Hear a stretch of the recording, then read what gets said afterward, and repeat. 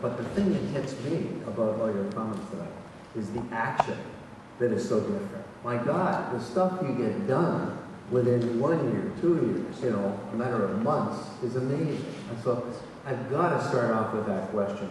What are the ingredients that allow you to do that? Because you and I chatted before tonight, and I had to share this comment. I hope the audience agrees.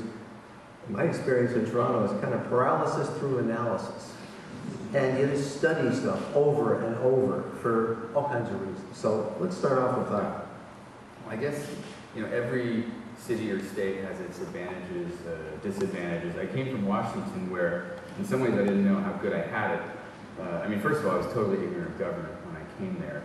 I didn't even understand all the acronyms. I mean, I was really green. But that ignorance is really helpful to me because I didn't understand why we should wait to do anything. And our mayor was completely impatient.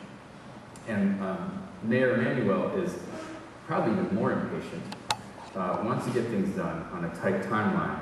So that helps. I mean, working for a boss that is as impatient as you are, I think is really, really important. We have disadvantages in Chicago in that we do have a state that we have to deal with as well, and the federal government, and the FTA, all these different organizations. But we maintain good relationships with all of them. It helps a lot. And we try to go out and sell what we're doing. I think government does a really crappy job typically, all government, at all levels, of really selling to the public why something is in their best interest. For instance, you know, if we are successful in getting people out of cars, then all the suburban people, which are often the ones that are really complaining, they usually don't live in the city, their lives will be easier because they'll be able to drive in their cars and have less congestion. So sometimes we gotta shape the message like Coca-Cola would for Coke drinkers. I think your marketing background shows it. Right? Well, it is really important. You know, I mean, we took a page from New York City, some stuff from San Francisco, and said, you know, we're going to document everything that we do in these cities, and we're going to tell a story to people. We're going to be totally transparent. We actually put up a project portal in Washington so people could just look at all the projects. We're getting inundated with calls because they felt like the agency was a black box, and they often feel like the government was a black box. And so the more transparent you make it, it's amazing that people will get on the same page with you. And, you know, I'll respond to people on Twitter that tweet me and have a question about a pothole, because at the end of the day, I work for the public and the mayor, of course. Yeah, well, I'm going to get to that in a second. One of the other things that hit me in your presentation is the importance of putting pedestrians first. You know, that slide you had, the carless lines. And you and I talked, and many people here know about the phrase, the war on the car. And when our mayor got elected, one of the first things he said was, well, this is the end of the war on the car, and, you know, I'm here to save everybody and all this kind of nonsense. What's your sense in terms of the success? It's obvious. Everybody's a pedestrian at some point in time. I always had a comment in presentations I gave over the years that, you know, walking is not what you do after you park your car. You know, the reality is a pedestrian is part of daily life, right? So that whole philosophy of putting pedestrians first, I'm really hammering that. Talk about that for a bit. Yeah. I mean, there's so many reasons to do it. You know, like I was telling somebody earlier today, I consider myself, you know, at the risk of turning people off, I consider myself a social liberal and a fiscal conservative, but a real fiscal conservative, like one that doesn't believe in wasting money on projects that aren't going to be utilized, or aren't going to be utilized well, or aren't going to contribute to more than moving cars. When you build a complete street with beautiful street lights and planters and wide sidewalks for people to walk safely, and bike facilities, you get more return on that project. And creating safe pedestrian spaces is not expensive, you know? And so, I mean, there's so many reasons to do it. I remember getting a text on my phone, because I get them whenever there's a crash. And I saw that a pedestrian was hit right in front of my building in the South Loop. And for a split second, I thought it was my wife that got hit. And I freaked out and ran out of the meeting, because I knew she was, you know, leaving the building. And nobody should have to deal with that. And when I was over in the Netherlands recently, you know, you just walk or you bike or you do whatever. You don't feel like the car is a guest in your space. And I think that's what we need to get to. And this whole war in the car thing, as I said in the paper the other day, is just malarkey. I mean, the car just de facto got all the space, right? And then if we want to take any of it back for people who want to do anything else, it's like, it's like extremists, which is just, it's just nutty. But I think the way to address that is to say, no, we're going to make it better for the car, which we are. These projects need to be win-win-wins. If you're putting in a wider sidewalk or a bump out, or you're building a bike lane, you got to think through whether it's the marketing and the reality. You have to think through how are you making it better for everybody. Okay, that takes me to a little further down the road on pedestrians, because you just mentioned the fear in the crossing when you thought perhaps your wife got hit, and anybody who can understand that. One of my good friends, Gabe Klein from 80 Cities, I think is in the audience tonight, and I'm sure he'll have questions, but in Toronto, I'm told that about every 3 hours there's a pedestrian, accident of some kind. And that, you do the math, and that's a phenomenal number of people hurt or killed each year. And I always thought if horrible as that is, if you actually, imagine a headline in a newspaper. So many thousand people slaughtered in Toronto. People said, what happened? What was it? Airline crash? What was there? A terrorist event? No, it was just pedestrians on the street.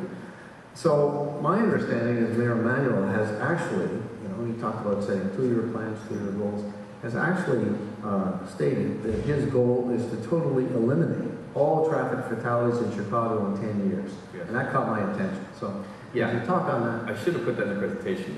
I feel like there wasn't room, but it's so important. I'm glad you brought it up. So we basically took that idea from Sweden, their Vision Zero, and stealing ideas, by the way, is absolutely necessary in this business. And cities are really sharing a lot these days, which is wonderful.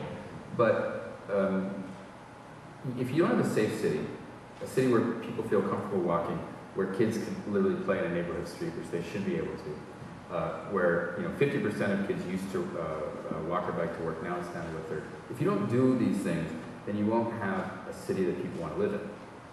And the mayor recognizes that. And so we're trying to lure families back to the city. And so this is an important part of that strategy. Yeah, I don't know, there was something else I was going to say. But.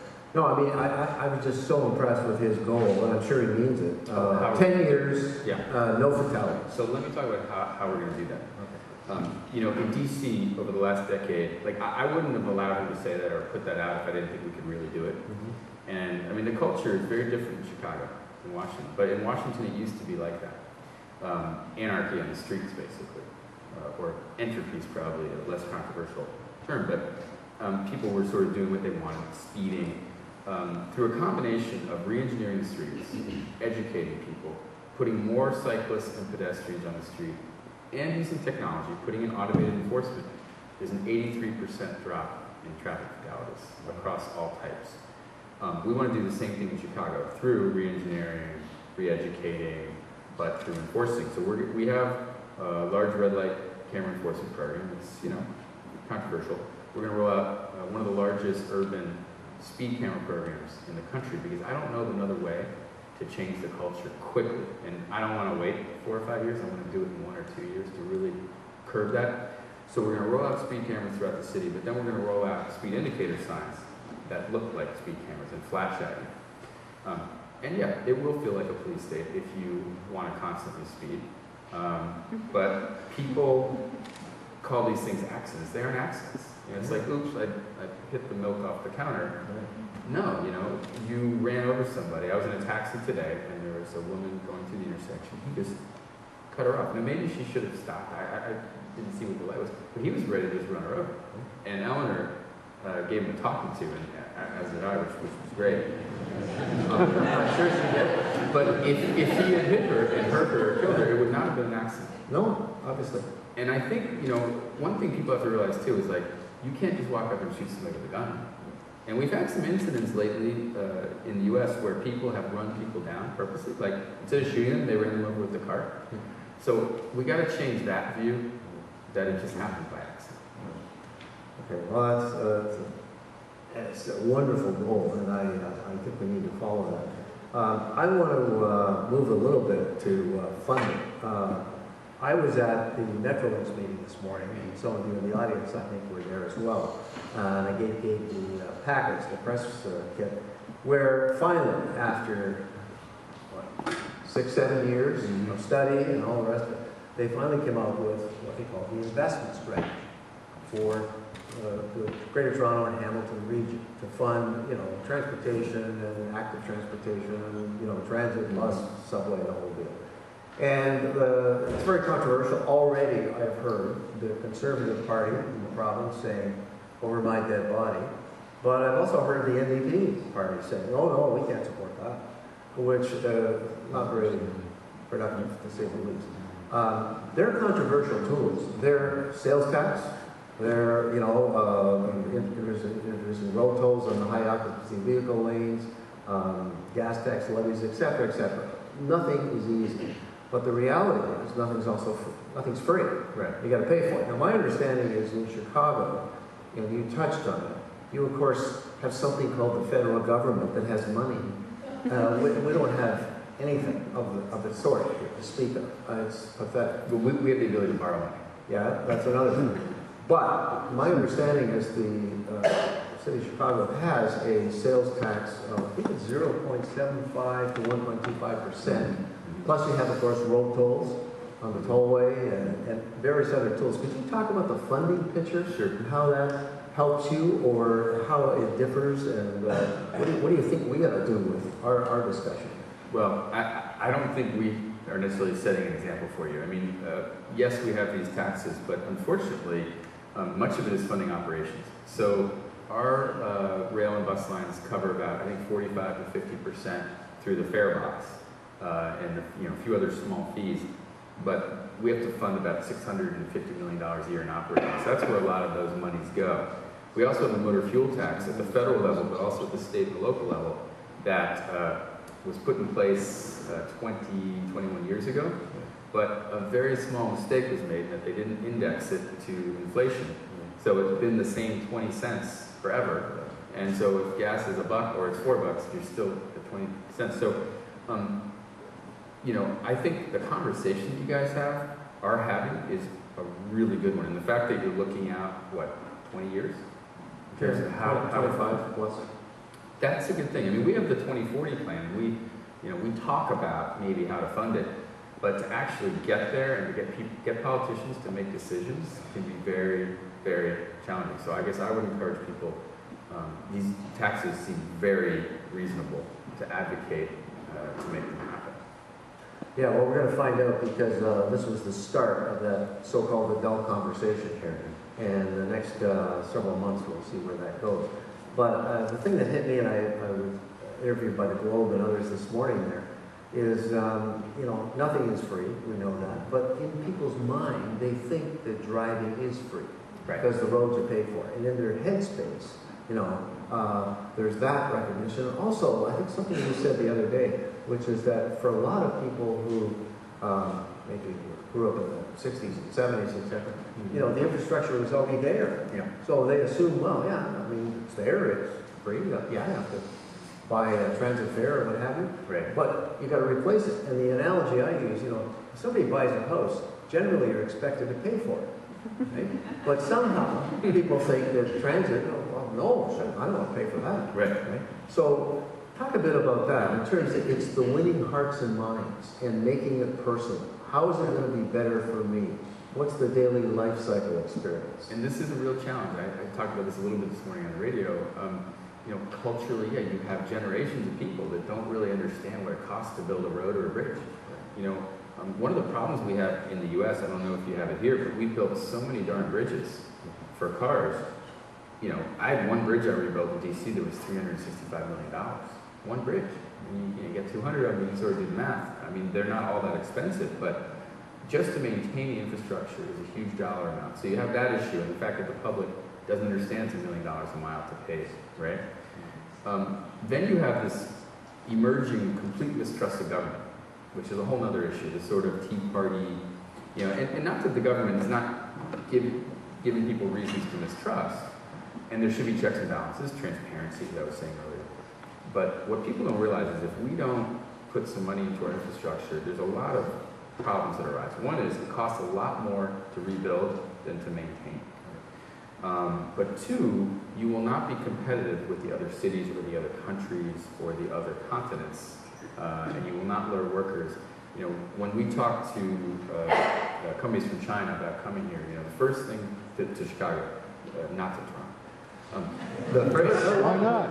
Well, it's much easier to come here then. But the first thing that they want to know is tell us more about your transportation system, about your investment in your infrastructure. So, you know, it's a dialogue that we have to have.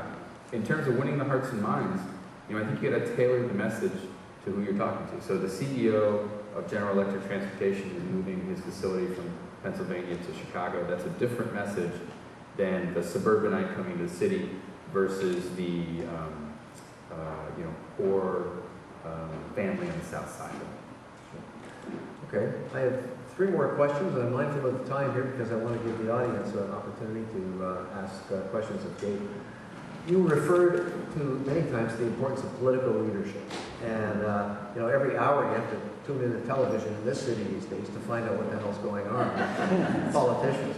But quite seriously, you know, when you think of Chicago, Mayor Daley, right? And you get a lot, been there a long time. Fresh, new, energetic, you know, Mayor Emanuel. You think of DC in your experience. Not that we want to replicate it, but you seem to be following it with Marion Barry previously, and then Mayor Fenton, and now Mayor Gray. Yeah. Right? So you sort of went from this side over to that side. Well, and we've tended to follow some of those cycles here, and I wonder if you could comment on that. How would you achieve those goals, which are wonderful, and everybody here would love that and more to happen in Toronto, when you have, let's put it this way, difficulties with political leadership? Yeah. Well, a couple of things. You know, in terms of what's happening here now, or in various cities, there's controversies across the U.S. I mean, the mayor of D.C. is under a big federal investigation. The guy who beat my boss, there was a shadow campaign, $600,000. It's a small city. That swayed the election. So, you know, for every action, there's a reaction. And, you know, without George Bush, we wouldn't have gotten our first African-American president. You know, I'm not a big George Bush fan. I think he was fiscally completely irresponsible, on top of many other issues. So, you know, I think you always have to navigate around some politics. I think you also have to figure out what's important, who's important, who do you really need to deal with. You know, some of the people that worked before me, I think, got bogged down with 50 aldermen, dealing with the aldermen about potholes and streetlights out and this and that. And you spend your energy and time doing that. It's hard to think big. And so I tried in both these jobs to streamline the communication with the majority of the electeds and focus on who I work for, who is the mayor. Do really good outreach to the aldermen through other people, and just try to navigate it. And also, you know, there's some politicians that don't like me in the city. I can't imagine why. Well, you know, some things are controversial, but I try to give those people the exact same quality service that I give everybody else. It's always business, it's not personal. And I think the professionalism wins people over, you know, in the end. Yeah, I think it's also an interesting parallel. I'm glad you mentioned that, because Chicago has 50 councilors, and all of them, for the same size territory, basically. So we have 44, as you know. We used to have 57, so wow. But, you know, I think the other obvious difference, though, is the strong mayor system that you have. And really, you work for the mayor, right? Yes. And the public.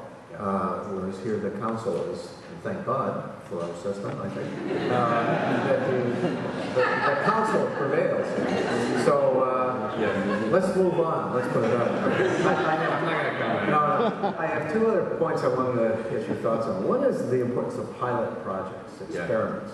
You gave some examples. Many of us have been to New York and seen what Jeanette City-Con has done there. It's fantastic. We had a very, I would say, minor attempt, but a start. Remember last summer on Yonge Street, where we tried to, you know, carve off a piece and sidewalk cafes and all the rest of it. Hopefully that'll get better and better. But let's talk a bit about the power of experimentation. Yeah.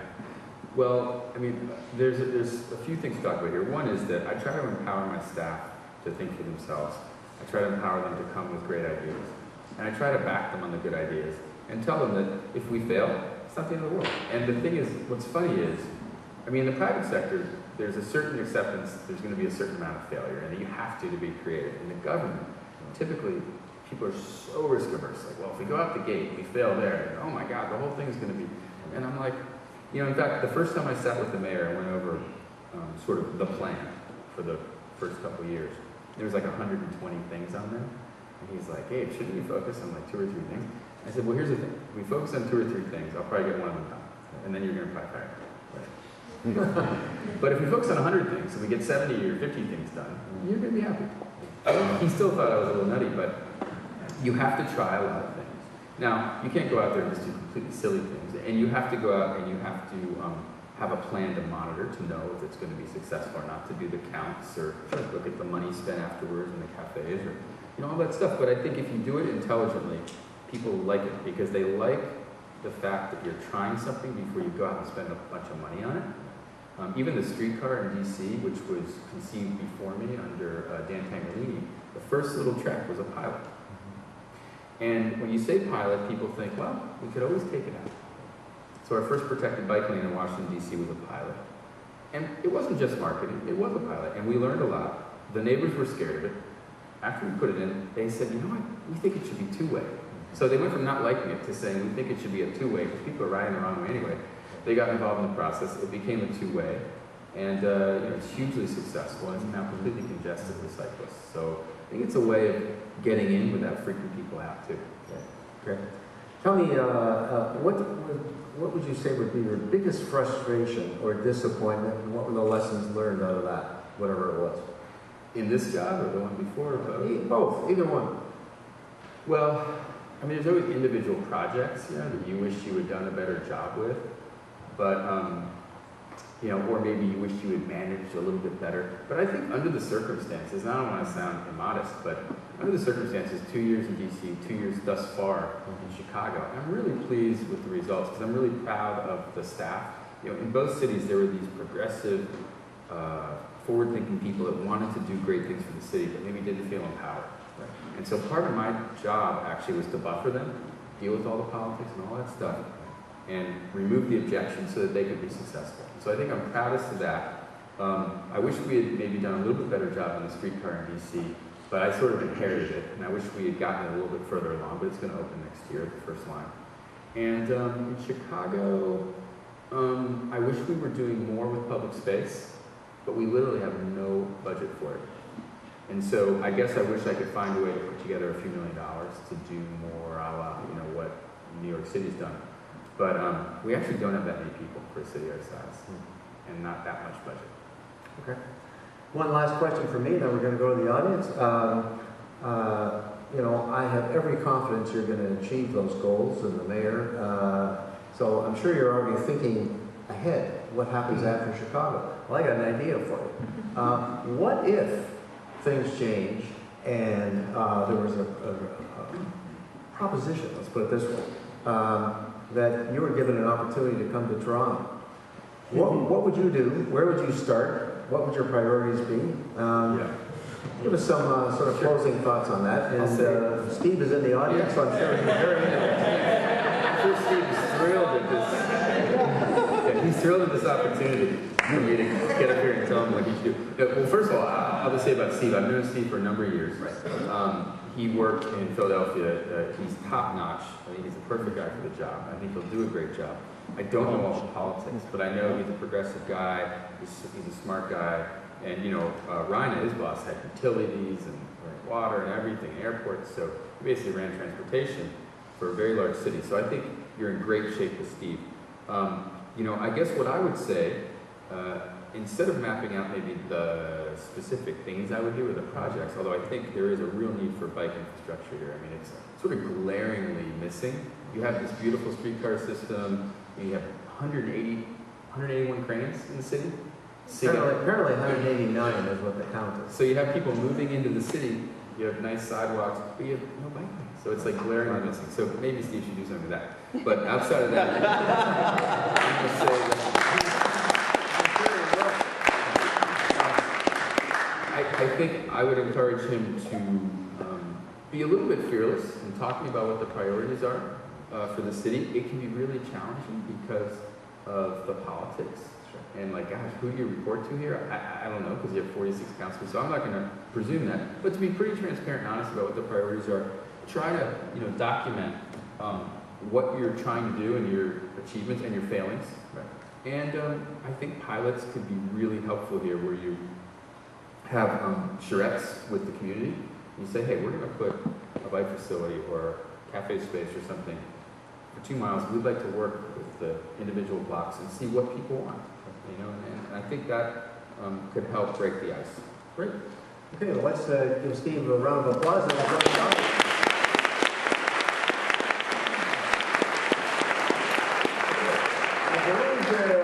a floor microphone, so if you could form a little line, and it'd be helpful for everyone, as this is being recorded, if you could say who you are, maybe where you're from.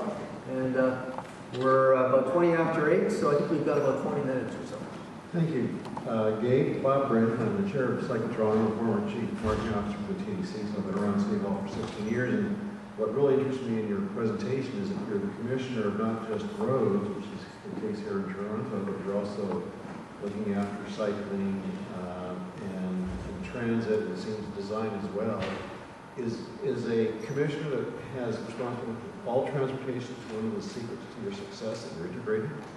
And is it something that Toronto should do? So it's interesting. Actually, is Tim Poppinger here? Yeah, so Tim's here. So in San Francisco, they really have the dream. They have the transit, or part of the transit system, parking, all of that. Chicago actually is a little bit more limited. I gave up a lot of operational responsibility coming from Washington, and the city lost control of its parking for the most part. But then I gained the lakes and the river. And to be honest, I didn't even understand completely our relationship with the CTA until I took the job, in that we own a lot of the lines, and we built a subway, and we have 59 of the stations, and then we have a long-term operating contract with the CTA. So every city is different. DC was a city, a state, and a county all in one. It's a lot simpler. But I think the more the better. The more you can have under one roof, the better off you are, because otherwise, you've got, like, let's say you're trying to put in a bike lane, let's just say, right? So you've got, the county and the state weighing in, right? And then you've got whoever looks after snow operations and all of that. If you have everything under one umbrella, you can just make decisions quickly and get it done. One nice thing about Chicago is that, the airports report to the mayor, the CTA reports to the mayor. So even though I may not have direct control over every aspect, the ability to work with my compatriots in the other agencies and get things done on behalf of the mayor is there. Thank you. Okay. Anyone else in the audience? Got to be questions. This is a rare opportunity here. Yeah, please. My name is Kevin, and I work at AutoShare. And I'm just curious whether there's any project that you put through that had, let's say, 50-50 public support, or, and then what's happened after it? Anything that, you guys were leaders, but let's say then people have said, hey, wow, that's really great. Yeah, there are a number of projects. I mean, I think with bike share in Washington, people didn't exactly know what to make of it. And in some ways, that was an advantage. In that people didn't really know what it was, and then all of a sudden it was there, and most people loved it. They didn't have time to start thinking about why they might not like it. But I think the streetcar was a very interesting project for me, because the council took all of our funding one night, in the middle of the night, for the project. And I woke up in the morning, I was at a speaking engagement, and found out, while I was speaking, somebody slipped me a note that the council had taken all the money, like $100 million. So we were going to have to stop and not do the project. And so I basically quickly finished the speaking engagement, ran over to City Hall. We invited news reporters. We started tweeting using social media. And that was at 9 a.m., 9:30. By noon, we had shut down the servers to City Hall, and the phone lines were shut down because there were so many calls of support. And that was a real turning point in the project, because up until then it was the mayor and me and some, small activist group. But the job we had done selling the streetcars to people, in fact, we brought them over from the Czech Republic, and then we craned them out and brought them downtown and put them in a parking lot so people could come see them. And all of that work, all of that, salesmanship, we didn't realize how many people had become attached to the project. And thousands of people came out. By 1 o'clock, the council chair, who's now the mayor, restored the money to the project. And now people are excited about the streetcars opening next year. So, It's a good lesson. Yeah. Good lesson. Well, and there's another lesson there too, which is if you're going to do good work, you got to put your job on the line. And I always say that. In that case, I knew that by doing that, because he was running for mayor, that I would no longer be there should he win. And that was fine with me. And I'm no longer there, and the project's going to happen, which is really much more important. Okay. Gil? Gabe Klein with Thank you. ADC. First, well, it's fantastic. We really love what you're doing. I think it's great. And actually, I use your example in many places around the world. 3 days ago, I was with the mayor of Mexico City. He invited me for breakfast with all his senior staff, and I showed Kansas Street, and I said, look, this is in 30 days. I said, I've known so many mayors, and in 30 days, they don't even know the name of the executive assistant, and you guys did the first protected byway. The other thing that I find that is so nice is that people said in New York and Chicago, nothing could be had done because of the politicians and the unions and the corruption and whatever. And all of a sudden, you guys are showing that it can be done. So my question a little bit is, how is it that you have been able to develop that sense of urgency? Like here in Toronto, not only this mayor, the former mayor, in his second term, he knew what needed to be done, but he really couldn't do it. He was elected by an overwhelming majority. He could easily have done all the byways that he wanted to. He didn't do 1 centimeter. So sometimes we get mayors like the one in Mississauga that knows how to get things done, but doesn't know what needs to be done. Right. We get others like the former one in Toronto that knows what needs to be done, but doesn't know how to do it. I think the success of New York and Chicago, that all of a sudden you got people that knew what needed to be done and also knew how to do it. Yeah. So my question is, how to move into that? And one last example, because it's very relevant to Canada. In Calgary, we have a mayor that really knows what needs to be done. But he's into the last 6 months of his first term, and all he's really done, last week I asked all of his senior staff, all he's done is bring some food trucks and build a road under the airport. And I said, my God, but people say, oh, it's under his first term. And then I give the example of Chicago. And people say, oh, he's a weak mayor. No, he has 14 councilors, and 11 of the 14 are with him. He has 80% approval. I said, when you have 80% approval, you're going to do the things that you could never do if you only have 30% approval. So tell us a little bit how to develop that sense of urgency, how to move from talking to doing, and actually how not only do things right, but also do the right things. Well, that's a great question. There's a lot of good answers to that, some of which I might have. I mean, I think, the 2 bosses I've had in government were almost like private sector CEOs, or are. Actually, Adrian Venti left, and he's now working with Andreessen Horowitz, and they just invested $60 million in Lyft the other day. He sent me an email, the ride-sharing service. So, there are doers and there are talkers. And I've seen both. I've luckily been able to work for 2 doers, but I've seen the talkers come in sometimes afterwards. I think the public, has to become more savvy about who they elect, for one thing. And I think also you have to look at somebody's management chops. Do they have the ability to manage well? Do they recognize talent and hire good people? And, people gave, like Adrian Venti, a lot of guff that he wasn't personable enough, he wasn't this and that. He hired people that were too young. You know what? He didn't want, people who had spent, maybe their entire life in government in every role. In some roles he did. And in some he wanted sort of somebody from the private sector with a completely different background. And he was a really good, he had a really good eye for talent. And so I think you have to look at somebody's track record. And then for me personally, I'm not doing this, for the money. I'm doing this job because it's public service, and I wouldn't be happy doing it if I can't work at the pace that I'm working at. And, I'm not here to keep a seat warm, basically. Not that I'm so great, I make mistakes just like everybody else. And the other thing is, just like they hire good people, you have to hire good people. And I have some of the most wonderful people that work for me that really do the hard work. Scott Gould, who worked on the streetcar in DC, the circulator bus, the bike share. He's also working for me in Chicago on all of these projects. Luann Hamilton, who's been in the DOT for 26 years and was waiting for some leadership to come along to let her do her thing. So that ability to see talent and then let people run is important. Okay, someone behind you there? Yeah. Chris Morris, Pedal Depot, Vancouver.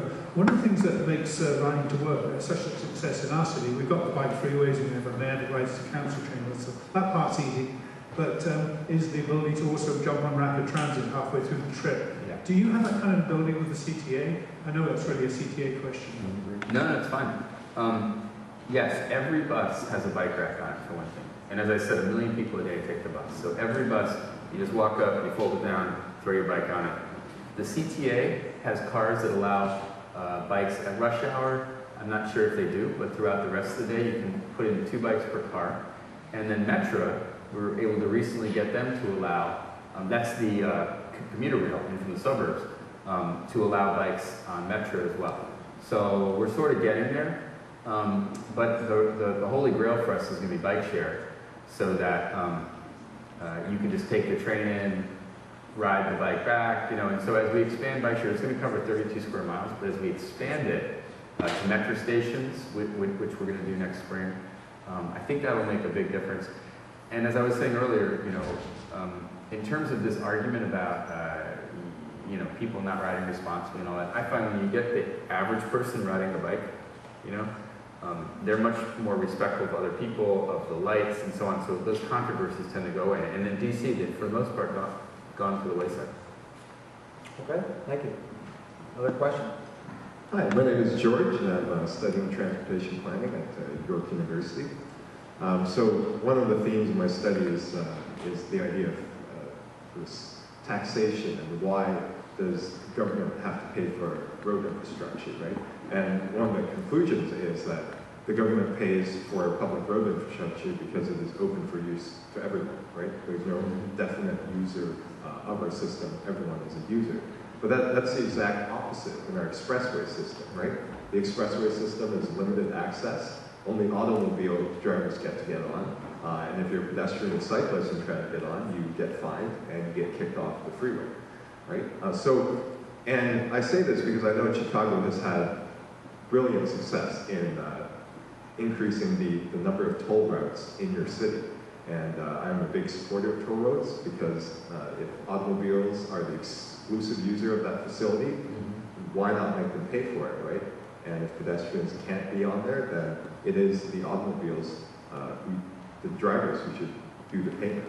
So echoing the success of Chicago, my question is how do you push that politically, because it is a difficult proposition to make to the public?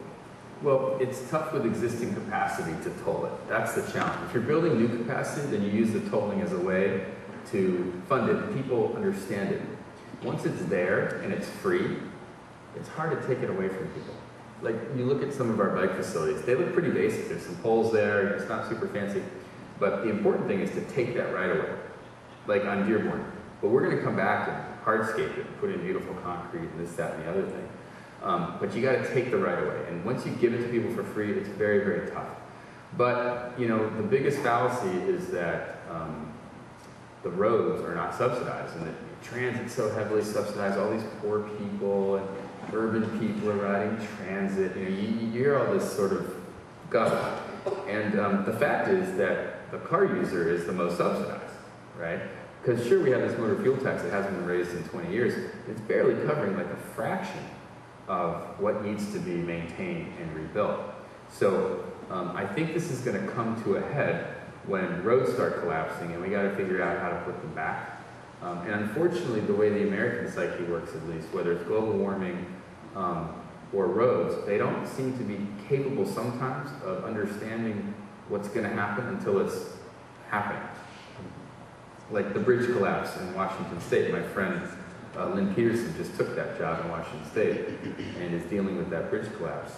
We don't want bridge collapses, but sometimes that's the only thing people understand before they see that you have to put more money into things. And tolling may be an important way to do it. Or VMT. Thank you. Okay. Another question? Yes, this is Charles Brown at Rutgers University in New Jersey. Hi. Welcome. Fellow American. Welcome. Yes. I have a question centered around social justice, environmental justice. Chicago, the south side of Chicago, has a predominantly African-American community. Mm-hmm. There's talk that African-Americans perceive the bike lane to be the first sign of gentrification. I want you to sort of speak to that. And also I noticed that in Chicago, the first protected bike lane in the south side was in 2012. So it happened a little bit later than everything else. Did that paradigm play into the fact that the first bicycle lane in the south side happened in 2012 versus everything else that was taking place throughout the city? Great question. Well, first of all, on the bike lanes going in the south side, we only really got a couple in 2011 because we actually had to design it. So, and I've only been there 2 years, so the majority of what's gone in terms of protected facility was in 2012. We tried to spread it out, do north, west, south, because like that first one that we put in on Kinsey, the purpose of it really was educational. We wanted to give people a taste of what it was and socialize the idea. So then next year we could do a whole lot more, right? We didn't want to just surprise people in 2012. So it was also important that we had geographic diversity. We brought aldermen from the south side, the north side, the west side through the Active Transportation Alliance, Bikes Belong, the Green Lane Project overseas to Copenhagen and the Netherlands. Alderman Dowell, actually, from the south side, her ward has just expanded. She's become sort of an activist in terms of cycling. And she understands that there's this perception, particularly, you know, it's not so much race-based, it's more amongst older folks sometimes, white, Latino, and African-American. Like in DC, I had the same issues in Southeast DC with the African-American community that I did with the white community in Ward 3. They didn't like the streetcars or the bike lanes. It was an age thing, and they didn't necessarily want change. And we had to really spend a lot of time explaining to people why it mattered to the younger people that were living in that community. Now, in terms of the gentrification thing, any concern like that is a valid concern. If that's how the people in the community feel, then it's valid, and you have to address it honestly. I mean, the fact is, like on the south side, the far south side, there's not a lot of investment going in. You know, we're trying to make investments, but if people in a certain neighborhood really fight back and don't want that investment, chances are we will go somewhere else with that investment. But then on the other hand, we have to make the city safe for all, you know, for everybody. So a certain minimum investment is going to be made, because I'm not going to have like somebody, you know, a child getting killed on the far south side because there's no bike lanes. So it's I guess what I'm saying is it's a really tough thing to deal with. It's not easy. That's where I think being completely honest with the aldermen, with the public about why we're doing things is really important. And you just do the best you can. But so far, so good. We've had some hiccups. One of the projects I showed with the road diet was on the far south side of South Chicago. Right before we did that, we had an employee actually killed right near there that ran into a viaduct. So, you know, we have real life examples that we give people to about why these projects are important. Okay, thank you. Looks like we have maybe two last questions. We want to wrap this up by 1:45, so if you could try and be brief, and we'll see what we can do. You bet. My name's Jared. I'm from Cycle Toronto. It's been a long day. Gabe, I wanted to ask you a question about bike sharing. We've got a mayor in the city that wants to take our bike sharing system, douse it in gasoline, and take a matchstick to it. You, though, on the other hand, have called bike sharing the Holy Grail. Can you tell me about that? Sure. It's the great equalizer in many ways. I mean, when I talk about bike share, I tell people, like, it's cheaper than walking. You know, Paul took me out for a 4.5-hour walk the other day, and I think I've ruined his Cole Hans. or my feet, one or the other. And these are like $100 shoes. I told him to wear Rockports. He did. I couldn't bring it with me. But a bike share membership, $75 a year. The first year I used it in DC, I only went over the half-hour limit once. So I spent $1.50 plus, I think it was like 65 hops. So I spent like $67.50 that year for unlimited usage. And that's why the whole, like African American or sort of ethnic bias towards one type of transportation or another, only white people do this, only black people do this, really bothers me because it's really about just moving people. When I worked for Zipcar, for instance, and I'll get back to bike share, but when I worked for Zipcar, it was controversial for us to put Zipcars into the African American neighborhoods within our company as part of our agreement with Metro to have a larger partnership. Those cars, our CBO didn't think they were going to be very successful. It took a few months. They were the #1 cars in the system.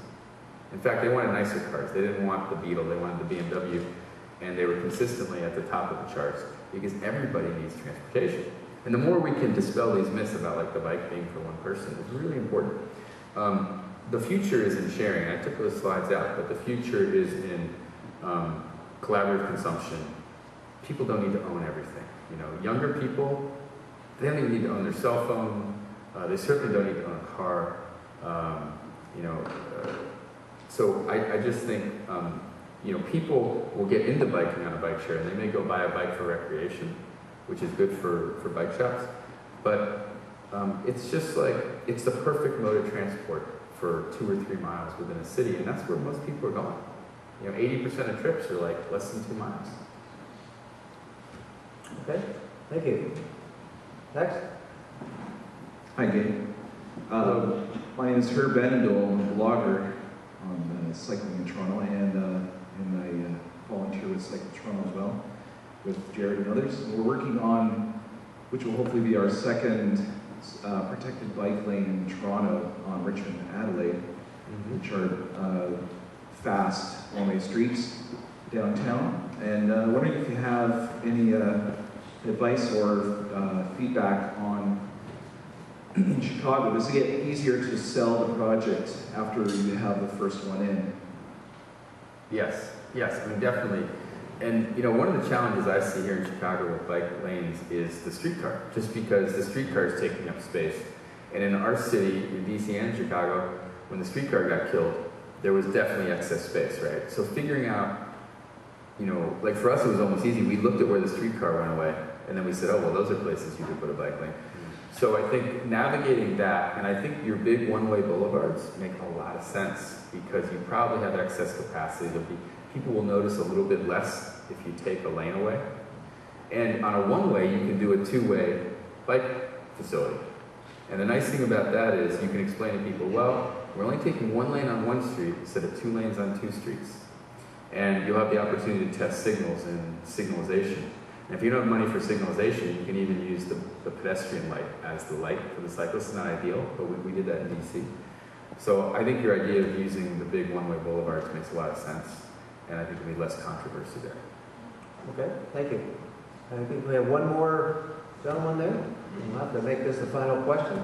Yes, it will be very fast. Ryan Anders with the Toronto Centre for Active Transportation.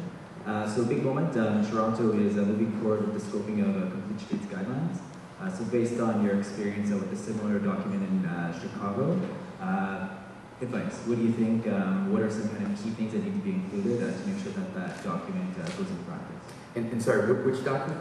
Complete Streets Guidelines. Oh, Complete Streets Guidelines. Well, I mean, as far as I'm concerned, you can take ours and put your cover on it. It's helpful. we talked about the sharing economy. No, I mean, cities need to collaborate more, and I'll be honest with you, this is more of an internal document, so there was not necessarily a lot of public outreach and stakeholder handholding. We put it out publicly because we think it was really well done. We want the public to understand, but it's really more of a technical document. And so I think that's another reason why we have a family of documents. The Chicago Forward Agenda is really for all of our stakeholders, the mayor, the council, the public if they're interested, bloggers and so on, community activists. The pedestrian plan and the bike plan are really more public documents, right? And then this is more like how are we going to get it done internally? And so I'll tell you, we built this, there was a lot of stakeholder involvement, but it was with the state DOT, with the feds, with the Center for Obesity, with the CDC, the Center for Disease Control, the county. So basically all of those types of folks. So that when we went to roll it out, they already had an understanding of how it's going to work and we're bought into it. And we're getting ready to put out our sustainable urban infrastructure guidelines. Same thing, all the same stakeholders. So they aren't surprised. Great, thank you very much. Well, thank you very much for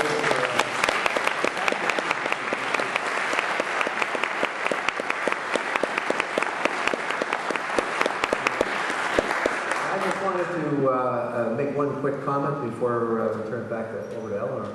And that is this, that, you know, all of us who are Torontonians have experienced ups and downs over the years and over decades, and we all know that that's sort of part of big city life. But I just want to leave you this final thought.